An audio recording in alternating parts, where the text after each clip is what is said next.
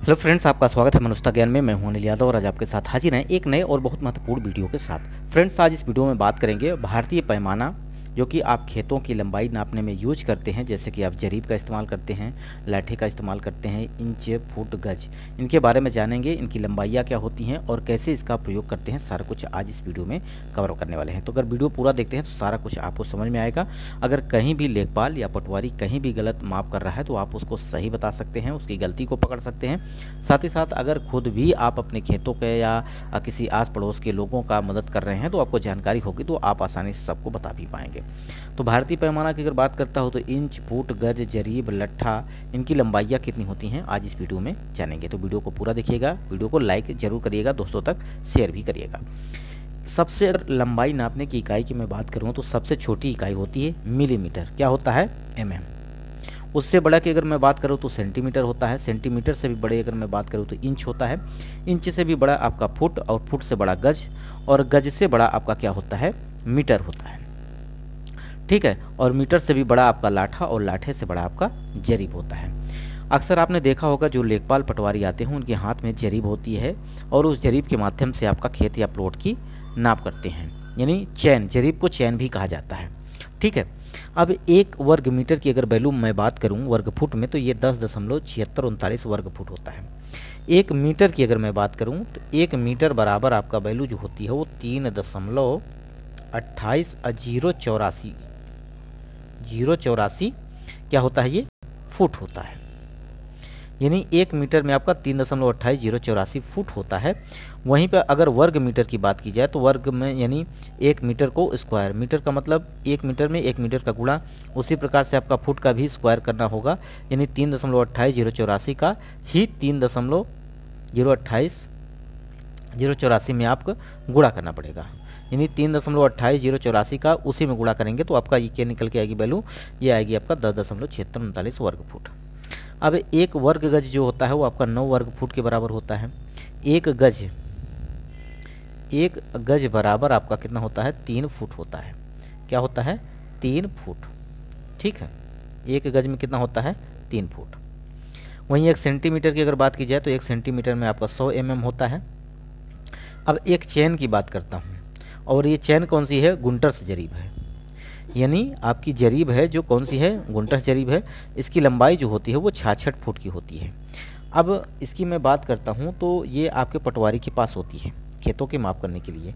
तो एक जरीब या चैन कितने प्रकार की होती है? 3 प्रकार के, और उसमें से एक गुंटर्स होती है, एक मीट्रिक होती है, और एक होती है शाहजहानवी। तो यहाँ पे जो डाटा दिया गया है ये आपका गुंटर्स जरीब का है, और ये गुंटर्स जरीब जो होती है लेखपाल के पास आपके होती है वो 66 फुट की होती है। अब 66 फुट या 22 गज कह सकते हैं। इसमें 100 कड़ियाँ होती हैं। कितनी होती हैं? 100 कड़ी।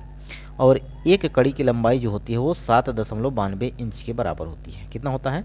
एक कड़ी की लंबाई 7.92 इंच। वहीं एक चेन जो होती है वो 8 लाठे के बराबर होती है। और अगर मैं बात करूं मीटर की तो ये आपका 20.12 मीटर के बराबर होती है। ठीक है। तो याद आप जरूर कर लीजिएगा इसको। अब हम बात करते हैं एक फीट में कितना इंच होता है। तो एक फीट में आपका 12 इंच होता है। सेंटीमीटर की बात की जाए तो 30.48 सेंटीमीटर होता है। ठीक है। एक फल्लांग बराबर क्या होता है? एक फल्लांग बराबर आपका 10 जरीब और 80 लाठा होता है। 10 जरीब और 80 लाठा। अब 10 जरीब को अगर फुट में बदला जाए तो एक जरीब जो होती है वो आपकी कितनी होती है? 66 फुट की होती है। 10 जरीब का सिंपल 10 से गुणा करेंगे तो कितना हो जाएगा आपका? 660 फीट हो जाएगा। वहीं 220 आपका गज हो जाएगा, क्योंकि एक जरीब जो होती है वो 22 गज की होती है, और 10 जरीब की बात की जाए तो 10 का गुणा हो जाएगा। तो वहाँ से वैल्यू निकल के आएगी। अब एक गज में आपका 3 फुट होता है। एक गज में ही आपका 36 इंच होता है, क्योंकि एक फुट में आपका 12 इंच होता है, तो 12 3 36 फुट हो जाएगा, सॉरी 36 इंच हो जाएगा ये आपका एक गज में। और मीटर की बात की जाए तो 0.9144 मीटर, यानी 1 मीटर से कम होती है। यानी गज जो होता है वो मीटर से कम होता है। अब एक गट्ठा यानी लाठे की लंबाई क्या होती है? तो लाठे की भी लंबाई बहुत सारे प्रदेशों में अलग अलग होती है। तो अगर 99 इंच का लाठा है तो उसकी लंबाई होगी आपकी 5.5 हाथ। यानी अंगुलियों के नाखून से लेकर आपकी कोहनी तक की जो लंबाई होती है वो 5.5 होती है। लेकिन स्टैंडर्ड ये नहीं है, क्योंकि यहाँ पे लाठे की लंबाई की अगर मैं बात करूँ हाथ से नापेंगे तो लोगों का हाथ लंबाई के अनुसार बड़ा छोटा होता है, तो इस तरह से एक स्टैंडर्ड माना गया 5.5 हाथ का।